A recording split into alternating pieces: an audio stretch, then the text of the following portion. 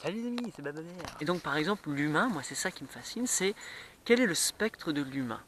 Et l'humain peut être une personne qui est très violente, qui crée beaucoup de souffrance, et qui est emplie de haine, et qui fait quelque chose des actes très mauvais, encore une fois selon moi.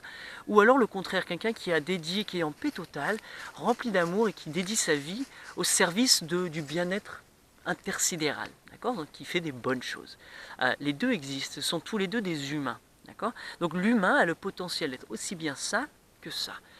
Et tous les grades entre les deux, hein. Encore une fois, ça ou ça, la notion n'est pas, là c'est un autre spectre, c'est pas bien ou mal, c'est juste le résultat de certains choix. Peu importe ce que les autres, les gens moi, je vais penser de toi, peu importe.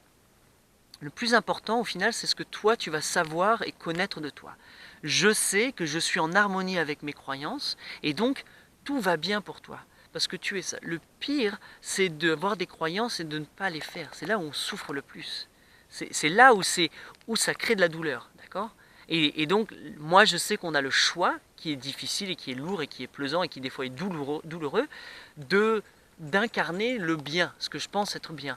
Et des fois, c'est beaucoup plus complexe qu'on voudrait. On aime la facilité de rester là, de stagner en fait. Chaque pas en avant que tu fais vers toi-même, vers ton éveil de la conscience, a un poids, a une réalité, a une douleur, une mue. Je vais faire ça, c'est un effort, d'accord ? Et chaque choix. Et en fait, tu vas grandir. Et la, la croissance, elle passe par des stades. Quand ton corps, t'es en joie, quand t'es excité, quand t'es éveillé, quand t'es stimulé, c'est en fait c'est que tu es en harmonie avec toi, avec ton toi. C'est que ton toi est stimulé et donc ça se traduit par justement ces petits picotements, cette excitation, cette envie de faire. Donc plus tu réponds à cette excitation, plus tu conserves ton toi, plus tu restes toi.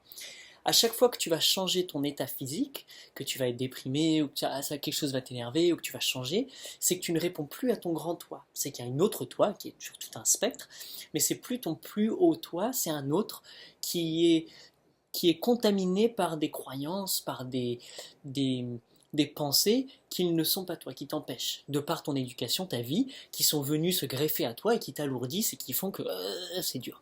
Donc, l'astuce que moi je te donne, c'est que à chaque moment, tu peux je dois faire ça. Tu sais, il y a des. Je sais pas pourquoi, des fois on dit je dois, on sent qu'il y a une sorte d'obligation morale de faire certaines choses. Et ces obligations morales, elles sont liées à nos croyances.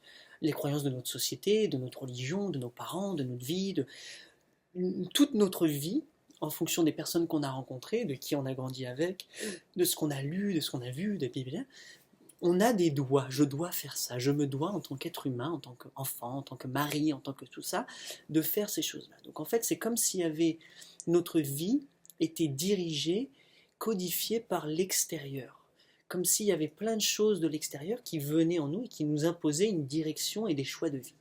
Et je pense que moi, ça a été une grosse illusion pour moi que j'ai réussi à casser, parce qu'au final, je me suis centré sur moi-même et j'ai dit, mais en fait, c'est pas ce que je dois faire, c'est qu'est-ce que je kifferais faire, qu'est-ce que je veux fondamentalement faire, qu'est-ce qui sort de mon cœur.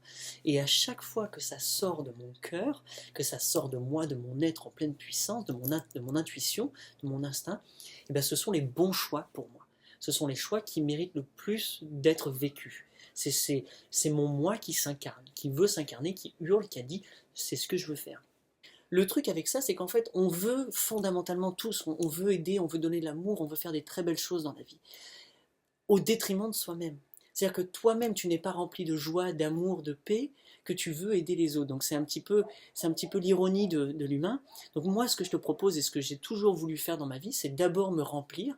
Et une fois que je suis assez rempli d'amour, ben, ça déborde. Et là, je peux donner ce surplus. Donc en permaculture, on te dit, il faut redistribuer le surplus. Mais avant de pouvoir redistribuer le surplus, il faut que tu crées ce surplus. Donc il faut que toi, tu sois complètement rempli et pouvoir redistribuer ce surplus. Alors bien sûr, c'est pas si tu as une assiette, mange d'abord pour toi et pour ta faim, tu peux partager.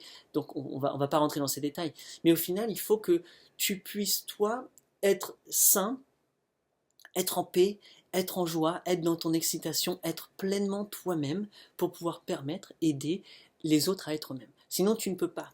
D'accord? Et en fait, comment tu vas faire pour devenir ça, pour prendre soin de toi-même? Et ben c'est un petit peu d'égoïsme, mais pas l'égoïsme qu'on dit c'est méchant, c'est tout pour moi.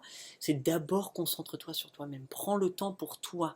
Prends le temps de te reposer, prends le temps de te concentrer, prends le temps d'être.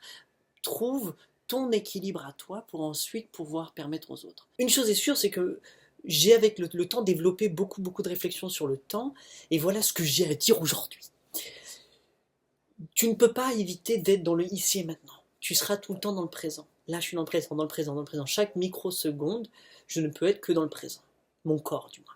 Maintenant, mon esprit, ma tête, ma pensée, tout ça, va faire une sorte de gymnastique. Je vais constamment changer entre le passé et le futur. Donc, je vais faire un exercice où hop, je vais penser au passé, puis après, je vais penser au futur. Ça peut être très difficile et très pesant pour chacun de nous de faire ça, en fait. Voilà moi ce que je te propose et ce qui fonctionne vraiment très bien pour moi.